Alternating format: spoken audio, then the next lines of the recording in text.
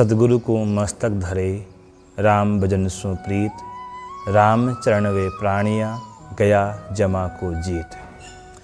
आज गुरु पूर्णिमा का परम पावन पर्व है।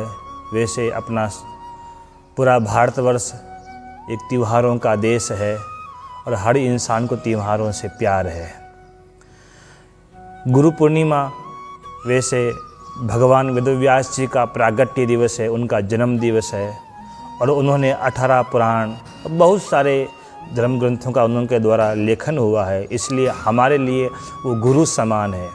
इसलिए उनके जन्म दिवस को ही अपन सब गुरु पूर्णिमा के रूप में मानते हैं। और गुरु एक समझा एक पूर्ण माँ है। जैसे माँ अपने बच्चे का पालन पोषण करती है, हर प्रकार से ध्यान रखती है, माँ अपना स्वार्थ नहीं रख करके और वो अपने बच्चे का ध्यान रखती है, उसी प्रकार से गुरु भी अपने से ज़्यादा अपने शिष्य का ध्यान रखते हैं।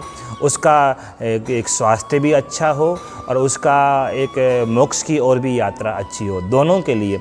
जैसे आज का समय है, बीमारी का बहुत प्रकोप चल रहा है और इस बीमारी के अंदर भी सभी संतों का, महापुरुषों का एक संदेश है कि हम थोड़ा सा दूरी बनाए रखें। दिल से दूर नहीं होना है, दिल में कोई दीवार खड़ी नहीं करनी है, केवल थोड़ा सा एक इंसान एक दूसरों के भावनाएं तो पास में है, किंतु थोड़ा सा दूरी रखना चाहिए। और वैसे हमारी भारतीय संस्कृति प्राचीन से हाथ मिलाना नहीं है, हाथ जोड़ने की परंपरा रही है। और हाथ मिलाना से कोई ज़रूरी नहीं दिल मिलता है। आदमी के आँखों से ही, आँखों से दूर से भी प्रणाम करने पर भी एक जीवन में सुकून महसूस मिल जाता है। तो भगवान तो ये बीमारी के अंदर भी थोड़ा सा दूरी बनाए रखना का एक अति ज़रूरी है। हम कहीं पर जावें, मंदिर में जावें, रामद्वारा में जावें, थोड़ा सा दूरी बनाए रखें, थोड़ा सा दूर रहें और दूर रहेंगे, क्योंकि भगवान का और गुरु पूर्णिमा का पर्व भी अपन इसी प्रकार से मनावें कि थोड़ा सा दूरी बनाए रखते हुए भगवान का जो गुरुदेव ने मंत्र दिया उस मंत्र का जाप अपन करते रहें। और जो परमात्मा की कृपा, और अपने भारत में परंपरा में ऐसा है कि सबसे सर्वाधिक यदि कोई ताकत है तो वो मंत्र में ताकत होती है।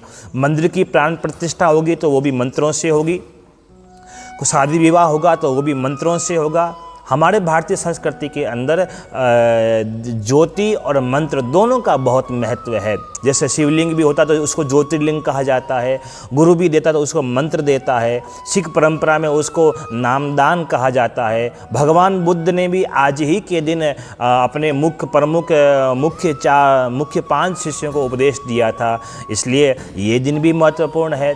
तो बहुत प्रकार से, और आज ये पूर्णिमा है, मान लो इस प्रकार से ऐसा लगता है कि जैसे कोई आकाश में एक चंद्रमा होता है वो गुरु है और आसपास में जितने भी तारे हैं मान लो वो शिष्य हैं।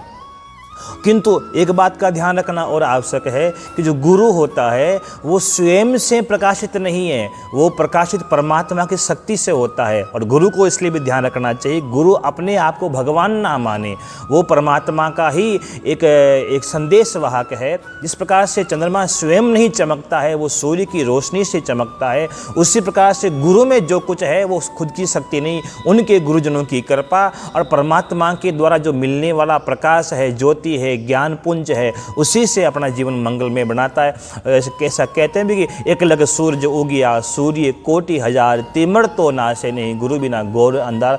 जो गुरु होता अपने भीतर के अज्ञान को दूर करता है और इसलिए अपने जीवन के अंदर भी गुरु का भी शरणा होना अति आवश्यक है। गुरु हमें स्वास्थ्य का भी सावधानी सिखाएगा, हमें आध्यात्म का बोध भी देगा। हमारे भारतीय संस्कृति की शिक्षा भी भगवान कृष्ण ने भी गुरु बनाया, वो भी पहुँचे। भगवान राम जब संसार में प्रकट हुए तो उन्होंने भी गुरु धारण किया, तो इसलिए उन्होंने के सब कुछ जानते हुए भी उन्होंने ऐसा एक गुरु धारण किया। इसका मतलब है कि गुरु से हमें शिक्षा मिलती है। अरे गुरु अपने मन को भी स्वस्थ करता है और अपने तन को भी स्वस्थ करता है। गुरु को वेद्य भी कहा जाया, गुरु को कुम्हार भी कहा गया कि अंदर से हाथ रखता है, बाहर से चोट मारता है। लगता कि बाहर से कठोर है कि नहीं, बाहर से कठोर लगता है कि भीतर से बहुत एक कोमल होता है। तो इसलिए संसार में तीनों का बहुत महत्व है। एक तो सबसे पहले माँ का, उसके बाद में माँ ने अपना एक शरीर का पालन पोषण करके बड़ा किया, फिर बाद में समझ आता महात्मा का, और जब जीवन समाप्त होने लगता है तो उसमें परमात्मा का। तो तीनों का बड़ा महत्व है और तीनों भी स्वार्थी नहीं होने चाहिए। ऐसा नहीं कि अपना एक काम कर लिया और नहीं, वो चाहता है कि हाँ एक परमार्थ का जीवन होता, तरवर का, सरवर का, संत का, सदगुरु का, परमात्मा का, माँ का, ये सब का जीवन है, परमार्थ का जीवन होता है। वो स्वयं के लिए नहीं, वो औरों के लिए जीते हैं। और वो क्या करते हैं कि जहाँ आग लग जाती है वहाँ पर भी वो बाग लगाते हैं अपने ज्ञान के द्वारा, अपने उपदेश के द्वारा। इसलिए आप सबसे निवेदन है कि अधिक से अधिक आपने घर में बैठ करके भगवान का नाम का जप, ईश्वर का, परमात्मा नाम का जप, भजन कीर्तन करें, सकारात्मक सोच रखें, सोच को कभी नकारात्मक ना होने दें। यदि सोच नकारात्मक हो गई तो जीवन समस्या में हो जाएगा। एक बार वैज्ञानिकों ने प्रयोग किया था कि एक आदमी को कुछ मौत की सज़ा का एक प्रावधान हुआ, कोर्ट ने मौत की सज़ा श्रवण कराई और उसके जैसे ही सुनने के बाद में डॉक्टरों ने कहा कि हमें एक प्रयोग करना है, कि उन्होंने ये प्रयोग की बात करते हुए उन्होंने कहा कि हम तुम्हारे मौत की सज़ा तो सुनाई दी है, किंतु अब तुमको हम सबसे दुनिया का सबसे जहरीला सांप है उसके द्वारा डसने के कारण तुम्हारी मौत की हम ऐसा प्रावधान रखा है। अब उसको दिमाग में आ गया कि अब 1 घंटा बाद में मुझे एक ये सबसे दुनिया का जहरीला सांप मुझे काटेगा, मेरी मौत हो जाएगी। अब मौत इसके दिमाग में इस प्रकार हो गया और डॉक्टरों ने क्या किया, बस उसके केवल कोई तीखी सुई है 2 चुभा दी, उसको लगा कि मुर्गे को सांप ने एक काट लिया है और ऐसा, और सच में जैसे उसकी मृत्यु भी हो गई। तो भी डॉक्टरों ने प्रयोग किया तो जिस सांप का जहर का उसके दिमाग में जो माइंड में चल रहा था, सच में उसके बॉडी में, उसके शरीर में वो का वही जहर मिला। इसलिए ज़्यादा नकारात्मक सोच भी नहीं रखें, एक अच्छा सोचें, अच्छा विचारें, कि सावधानी भी रखें। सावधानी हटी और खीर पूरी बटी, सावधानी हटी और दुर्घटना घटी। इसलिए अपने जीवन के अंदर सावधानी रखते हैं, सावधान रहें, सचेत रहें कि तो अपना जो अपन ज़्यादा मंदिर में गए 1 मिनट दर्शन करके लौट आए, बाकी लंबा जो पूरा पूजा का कार्यक्रम है वो अपने घर में करें। और अपने परिवार वालों से भी हमेशा भोजन और भजन अपने परिवार के साथ में बैठ के करेंगे तो प्रेम बढ़ेगा, और जहाँ प्रेम है वहीं पर परमात्मा है, और जहाँ प्रेम है आपका घर ही स्वर्ग जैसा बन जाता है। तो इसी के साथ में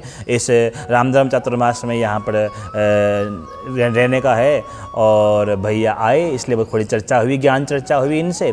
इसलिए सबकी मंगल कामना, सर्वे भवन्तु सुखिनः, सर्वे सन्तु निरामया, सर्वे भद्राणि पश्यन्तु मा कश्चित् दुःख भाग् भवेत्। ओम शांति शांति शांति। मंगलम भगवान वीरो मंगलम गौतम गणि मंगलम कुंद कुंदादः जीव धर्मस्तु मंगलम जैन धर्मस्तु मंगलम। वर्तमान जो कोरोना संबंधी समस्याएं हैं, इसके जो विभिन्न कारणों में से कुछ कारणों का दिग्दर्शन धार्मिक, वैज्ञानिक एवं आयुर्वेदिक, मनोवैज्ञानिक दृष्टिकोण से संक्षिप्त में बताऊंगा। इस संबंधी अभी लगभग मेरी 500 पेज की किताब छप रही है, कई प्रवचन हो गए, कई कविता छप गई है। अभी अभी मेरे देश विदेश से वैज्ञानिक शिष्यों के भी बार बार फोन आ रहा है, अभी वो भी प्रचार होगा। संक्षिप्त इसका वैज्ञानिक कारण ये है, जो मनुष्य स्वार्थ के लिए, वर्चस्व के लिए, लोभ के कारण, परिग्रह के लिए प्रकृति का दोहन नहीं शोषण कर रहा है, वो प्रमुख कारण है। उससे जो वैश्विक समस्या है उत्पन्न हो रही है, इसको विज्ञान में कहा जाता है इकोसिस्टम। इसको उच्चतम विज्ञान में कहा जाता है मास्टर थ्योरी, यूनिफाइड थ्योरी और क्रिया प्रतिक्रिया सिद्धांत या चेन रिएक्शन या बटरफ्लाई एक्शन। तो जो मनुष्य प्रकृति का दोहन नहीं शोषण कर रहा है, जैसे माँ है माँ का दूध बच्चा पी करके बढ़ता है, दूध उसका अधिकार है। परंतु यदि बच्चा माँ का दूध नहीं उसका खून शोषण करेगा तो वो उसका दोहन नहीं है, शोषण। तो मनुष्य अभी प्रकृति रूपी माता का दोहन नहीं, सदुपयोग नहीं, खून पी रहा है। और वो विशेषतः जो बड़े बड़े उद्योगपति, अरबपति, खरबपति, जिसको आप लोग को पुण्यशाली मानते हो, धार्मिक मानते हो, श्रेष्ठ मानते हो, जिसके पैर पड़ते हो, जिसको आप लोग को सिर पर चढ़ा रहे हो, वो प्रमुख कारण है जो सामान्य धार्मिक लोग को भी नहीं समझते, सरकार भी नहीं समझती, अधिकांश न्यायाधीश भी नहीं समझते हैं। ये उच्चतम विज्ञान है। आज यही विज्ञान पढ़ने के लिए मेरे पास देश विदेश के वैज्ञानिक आते हैं। अभी भी कई वैज्ञानिक शिष्य का फोन आया है, मैं वो भी काम कर रहा हूँ। ये मूल कारण, क्योंकि उससे जो प्रकृति का बैलेंस है, संतुलन है, वो बिगड़ता है, ग्लोबल वार्मिंग बनता है, ओजोन परत में छेद होता है, और उसके कारण जो सुप्त जीवाणु है, रोगाणु है, वो सक्रिय हो जाते हैं, वो आक्रामक हो जाते हैं। जैसे न्यूटन का सिद्धांत है, every action have a reaction and A reaction must be opposite and equal. क्रिया की प्रतिक्रिया सिद्धांत। न्यूटन तो केवल समानुपाती कहा, परंतु समानुपाती नहीं है, अनंत गुणित प्रतिक्रिया होती है, जो आधुनिक विज्ञान में और मनोविज्ञान में, कर्म सिद्धांत में, जैन धर्म में वर्णन है। तो ये मूल कारण मनुष्य है, कोरोना वायरस से सेकेंडरी कारण है। और परिग्रह के कारण, उसके साथ साथ जिह्वा लालसा के कारण जो मनुष्य निरीह पशु, पक्षी, मछली को करोड़ अरब खरब की संख्या में, जलचर, स्थलचर, नभचरों को निर्मम रूप में हत्या करके उसका मांस खाते हैं, वो भी बहुत बड़ा कारण है। और उस पशु में जो वायरस तो है ही, और केवल वायरस अभी विज्ञान यहाँ तक पहुँचा नहीं है। इसके ऊपर मेरे ये 880 पेज निकाल किताब, 880 पेज की किताब है मेरे वैज्ञानिक शिक्षक की प्रार्थना के कारण। 2003 में मेरे सब वैज्ञानिक शिक्षक की प्रार्थना से मैंने एक किताब बनाई है। इसमें अति विस्तार से मैं लिखा हूँ। लो जल्दी, ये सूक्ष्म जीव विज्ञान, शुद्ध जीव विज्ञान। तो जो मनुष्य निर्मम रूप में पशु पक्षियों को, मछलियों को मार करके खाते हैं, उसमें केवल जो वायरस है वो वायरस का ही संक्रमण नहीं है।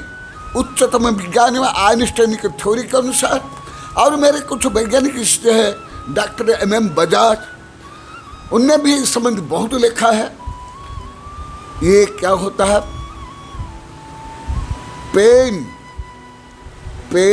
माने पीड़ा तरंग निकलती है, पेन वेव्स निकलती है, और वो पेन वेव्स के कारण भी प्रकृति में, मनुष्य के शरीर में और DNA तक में परिवर्तन होता है। भूकंप, अतिवृष्टि, अनावृष्टि, ये सब होता है। तो दूसरा कारण है पशु पक्षी को मार कर खाना। ये भारत के सरकार से लेकर के जो संयुक्त राष्ट्र संघ भी न्यायशील नहीं है, ये लोग भी भ्रष्ट है। ये भी कानून बना करके पशु पक्षी को मारने का और उनका खाने का इनको अधिकार किसने दिया? ना भारत सरकार को, ना भारतीय कानून को, ना विदेश की सरकार को, ना अंतर्राष्ट्रीय कानून को। इसलिए इसमें मूल दोषी मानव है, सरकार है, उद्योगपति है और न्यायालय है। यदि किसको मैं जो अभी प्रमाण दे रहा हूँ, तर्क दे रहा हूँ, कोई भारत की सरकार हो या वैज्ञानिक हो या न्यायालय है या अंतर्राष्ट्रीय कानून है, चुनौती देना चाहते तो वो आ जाएंगे मेरे पास। मैं पहले ही चुनौती दे रहा हूँ। केवल जीने का अधिकार मानव को है क्या? मानवाधिकार है, पशु पक्षियों का अधिकार नहीं है? तुम ही जीव हो? क्या पशु पक्षी पेड़ पौध कीट पतंग ये जीव नहीं? तुमको किसने अधिकार दिया है? मानव को किसने अधिकार दिया? कौन सरकार को अधिकार दिया? तुमने अधिकार कहां से प्राप्त किया? इसलिए जो मानव को ये संकट आया है, ये संकट मानवकृत है। रिएक्शन जो हो रही है, ये दो मुख्य कारण। तीसरा कारण है फैशन, व्यसन, आलसी, प्रमाद। मनुष्य अभी यंत्र चालित बन गया, रोबोट चालित बन गया। कोई भी काम स्वयं नहीं करते हैं, यंत्रों से करते हैं। शारीरिक श्रम नहीं होता है, और शारीरिक श्रम नहीं होने का ना ऑक्सीजन नहीं मिलती है, ब्लड सर्कुलेशन नहीं होता है, कई रोग होते हैं। ये फैशन व्यसन भी है और आलस्यपना। मनुष्य केवल खाने के लिए नहीं, नेल पॉलिश से लिपस्टिक से लेकर के साड़ी, ब्लाउज, गाड़ी, मोटर, ये सब के लिए प्रकृति का दोहन, पशु पक्षी की निर्मम हत्या कर रहे मनुष्य। इसलिए मैं बड़े बड़े ग्रंथ लिखा हूं। कई वर्षों से सबसे क्रूर स्वार्थी प्राणी मनुष्य है, और वैज्ञानिक लोगों ने सिद्ध कर लिया। और इसके कारण जिनको मंदिर भी जाना है, ऑफिस में जाना है, दुकान में जाना है, छोटे छोटे बच्चों को स्कूल में जाना, 10-15 मीटर के दूर पर भी मंदिर है, स्कूल है। स्वयं को अप टू डेट बताने के लिए, सभ्य बताने के लिए, वर्चस्व जमाने के लिए गाड़ी में चलते हैं, मोटर में चलते हैं। क्या ये क्या मनुष्य स्वयं की हत्या स्वयं नहीं कर रहा है? आधुनिक बताना चाहते हैं मनुष्य। कौन सा आधुनिक है? कौन सा ज्ञान विज्ञान है? कौन सा आध्यात्मिकता है? ये बड़ा कारण है जो बड़ी बड़ी फैक्ट्रियां, रेल लाइन के लिए, फैक्ट्रियों के लिए, बड़े बड़ी बिल्डिंग के लिए, माइंस के लिए, प्रकृति का दोहन नहीं, शोषण, निर्मम हत्या मनुष्य कर रहा है। जिनके पास खाने क्यों नहीं, वो भी उनको भी चाहिए मोटरसाइकिल, उनको भी फैशन वेशन चाहिए, नेल पॉलिश लिपस्टिक चाहिए। छोटे छोटे बच्चे भी प्राइवेट स्कूल क्या ना, 1-2-10 मीटर दूर पर भी स्कूल है, स्कूल बस चाहिए। मंदिर में जाने के लिए भी भारत में नहीं पूरी पृथ्वी में मोटरसाइकिल चाहिए, गाड़ी चाहिए। ये सब क्या है? ये क्या प्रकृति को और स्वयं मनुष्य को बैलेंस करने का काम है क्या? एकदम नहीं। तो ये एक कारण है आलस्य, प्रमाद और दिखावा। तुम्हारा क्या अधिकार है? तुम कोई उद्योग हो, कोई सरकार हो, कोई वैज्ञानिक हो, कोई साधु संत, दूसरे पशु पक्षी को मार करके उसको खून से, नेल पॉलिश से, लिपस्टिक, साबुन, शैम्पू, बेल्ट ये बना करके तुम तो सब हिंदू धर्म के अनुसार मनुष्य अभी मुद्रा राक्षस बन रहा है। मुद्रा राक्षस ने रुपया का राक्षस, और दूसरा मन है रक्त बीज। हिंदू धर्म में कुछ कहानियां भले काल्पनिक है, बहुत ही शिक्षाप्रद है, अति मनोविज्ञान है, अति शिक्षाप्रद है। उसमें है हिंदू धर्म में रक्त बीज, माने उसको, उसके खून जहां गिरता था वहां फिर रक्त बीज एक राक्षस बन जाता था। आज मनुष्य रक्त बीज से भयंकर राक्षस है, मुद्रा राक्षस है। जहां जाता है प्रकृति को मारता है, दूसरों को मारता है, वर्चस्व करता है, और तो सोचता है कि मैं बड़ा हूं।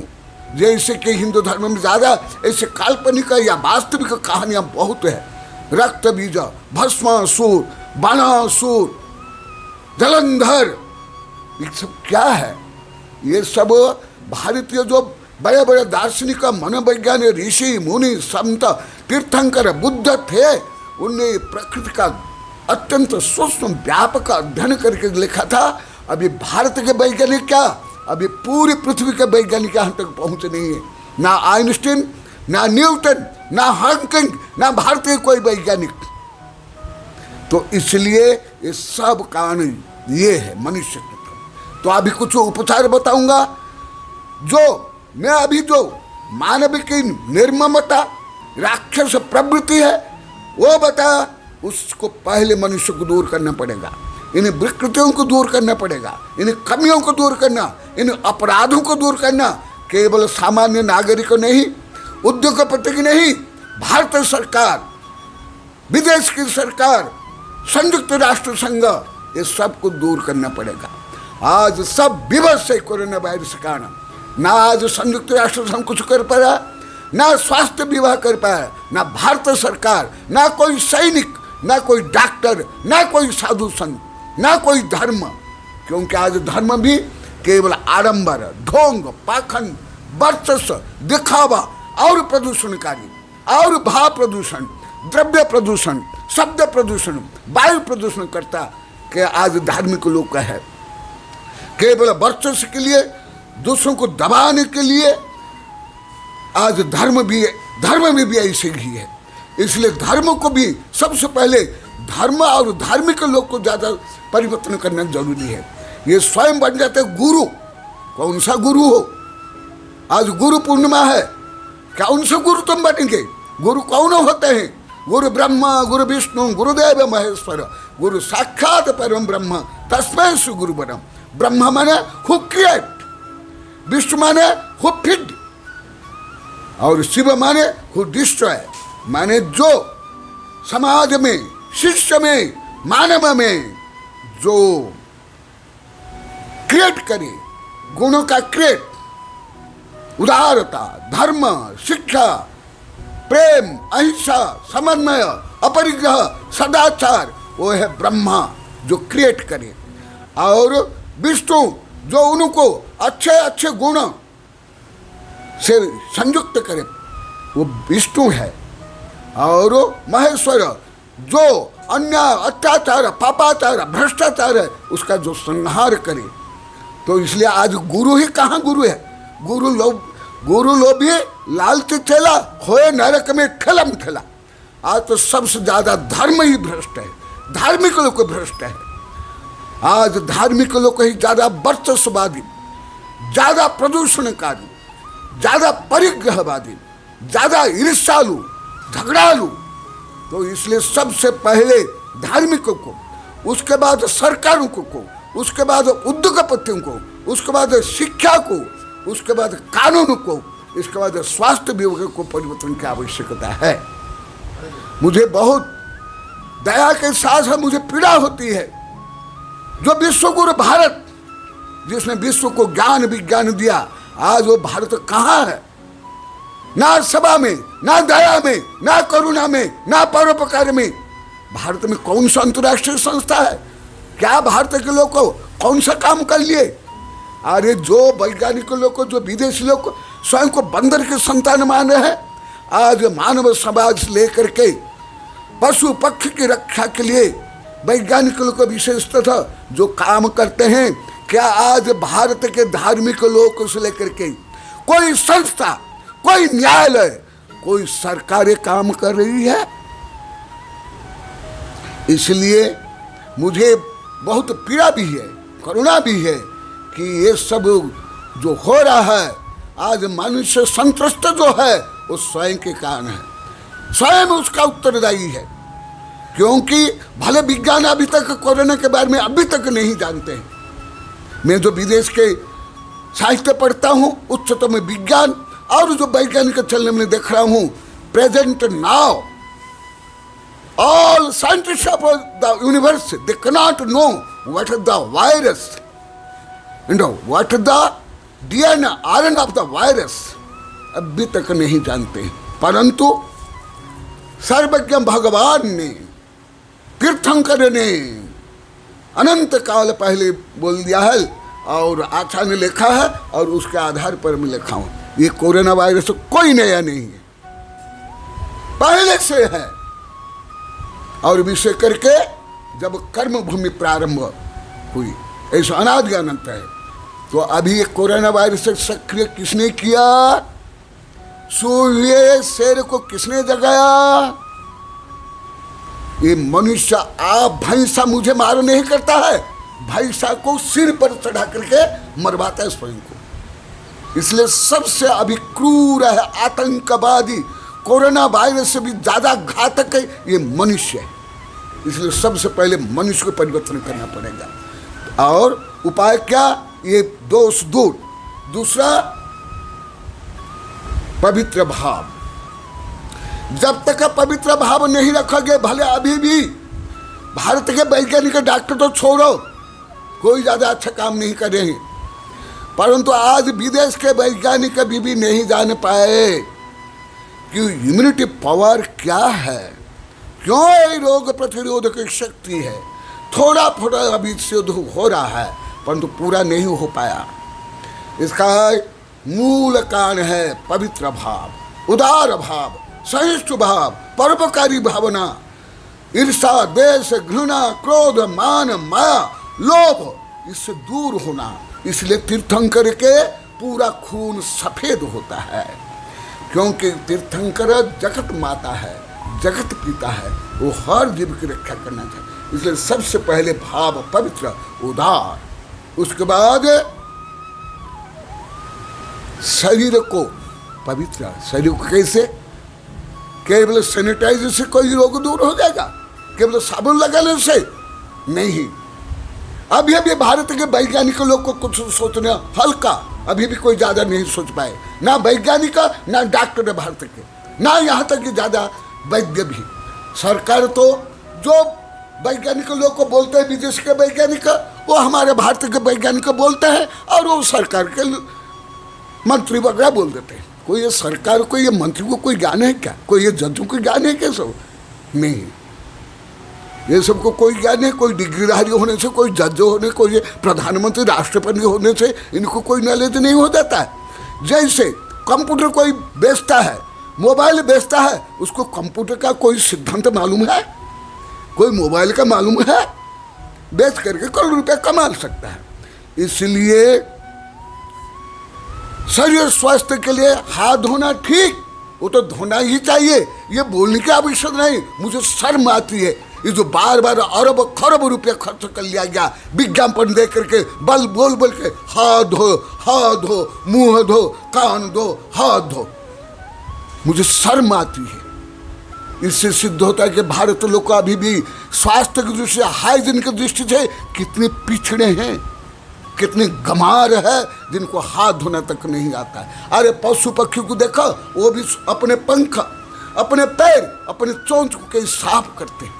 अरे अभी ये बोलना पड़ेगा, वो भी नटल बोलते हैं, नटिया बोलते हैं, नेता बोलते हैं, अभिनेता बोलते हैं, साधु संत बोलते हैं। ये क्या बोलने योग्य है क्या? ये तो शर्म के योग्य है। मुझे तो पीड़ा होती है, मुझे तो रोना आता है। ये क्या हाथ धोने के लिए पड़ा बोलना? ये तो स्वाभाविक रूप में स्वच्छता रखनी चाहिए, शरीर की स्वच्छता, और शुद्ध शाकाहार करना चाहिए। और जो मैं कई बार बोल दिया, परंतु संक्षिप्त में बता देता हूँ, ताजा भोजन शाकाहार के साथ साथ दुग्धाहार, फलाहार, ड्राई फ्रूट लेना चाहिए। भारत के लोग नहीं जानते आयुर्वेद में क्या लिखा हुआ, और ज्यादा करके नगर के लोग और पढ़े लिखे तो ज्यादा मूर्ख है, ज्यादा अनाड़ी है, कुछ भी नहीं जानते लोग। ये तो पढ़ाई के कारण और शहर में रहने के कारण और ज्यादा गमार हो गए, कुछ भी नहीं जानते।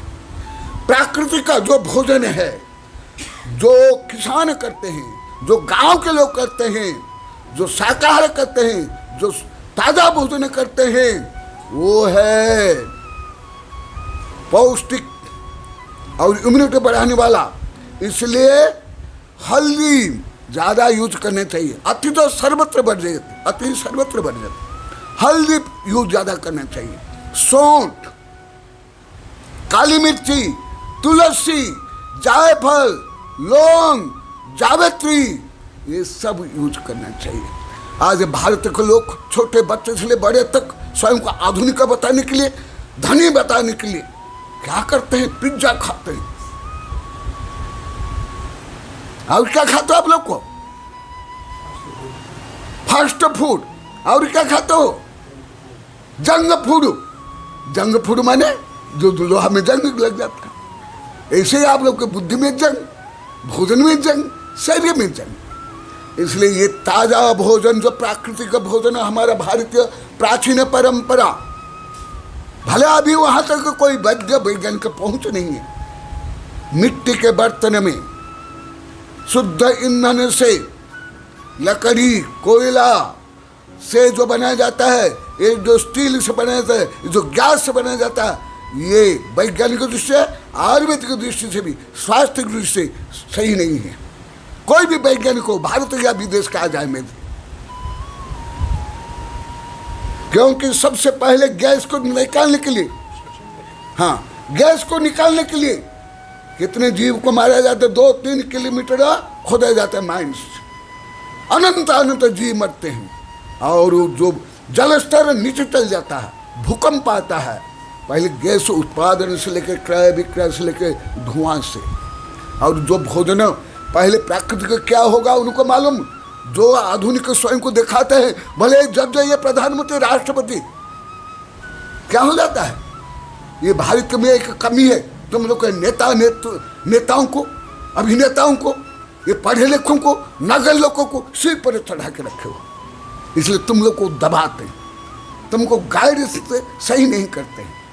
तो इसलिए मैं जो बता रहा हूं कोई रूढ़िवादी साधु की दृष्टि से नहीं, मैं नंगा हो गया इसका मतलब कि मुझे कोई आधुनिक ज्ञान विज्ञान में मालूम नहीं है। अभी कल ये क्या बता रहे थे, कितने सब वैज्ञानिक आने के लिए तरस रहे हैं, कितने सब पढ़ना चाह रहे हैं, कितने मेरे PhD हो रहा है। तो इसलिए जो आपको आशीर्वाद, आपको भी आशीर्वाद, स्वयं आप जो आए और विश्व कल्याण के लिए, मैं केवल तुम लोग के कल्याण के लिए नहीं बोल रहा हूँ, केवल जैनों के कल्याण के लिए नहीं बोल रहा हूँ, मेरे भक्त शिष्य के लिए नहीं, केवल मानव के नहीं, संपूर्ण जीवन के लिए। उदार पुरुषान वसुंधैव स्वकुटुम्बकम् अयम निज पर व्यक्ति भावना लघुचेते शाम उदार पुरुषानम वसुदेव कुटुम्बकम्। इसलिए आपको भी आशीर्वाद, आप ये विश्व कल्याण के लिए, मानव कल्याण के लिए आप खुद आए, आपके कभी पवित्र भावना के लिए आपको भी आशीर्वाद, और आप भी इनको लेकर आपको आशीर्वाद। आप लोग को सुने और आप लोग को स्वीकार किए, आप लोग को आशीर्वाद।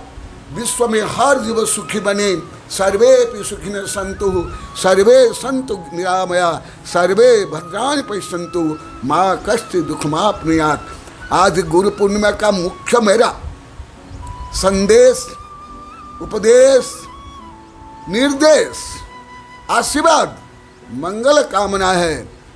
तुम स्वयं जीना चाहते हो, पहले दूसरों को जीने दो।